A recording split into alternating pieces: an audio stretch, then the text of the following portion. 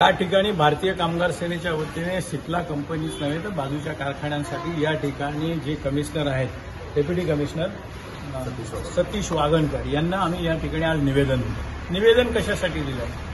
सिप्ला कंपनीमध्ये भारतीय कामगार सेनेची युनियन झाल्यानंतर ही युनियन मोडून काढण्यासाठी या ठिकाणी मॅनेजमेंटनी चंग बांधला आणि तो चंग बांधलेला असताना सरकारचं हे डिपार्टमेंट, लेबर डिपार्टमेंट सुद्धा त्यांच्याबरोबर आहे आणि गोव्याचं सरकार सुद्धा त्यांच्याबरोबर आहे. याचं उत्तम उदाहरण काय असेल तर भारत देशामध्ये असलेल्या विविध राज्यांमध्ये आज रोजी एकाही राज्यामध्ये एस्मा ऍक्ट नाही. एस्मा ऍक्ट म्हणजे काय? कामगारांना आपल्या मागण्यासाठी संपाचं हत्यार उचलता येणार नाही, संप करता येणार नाही.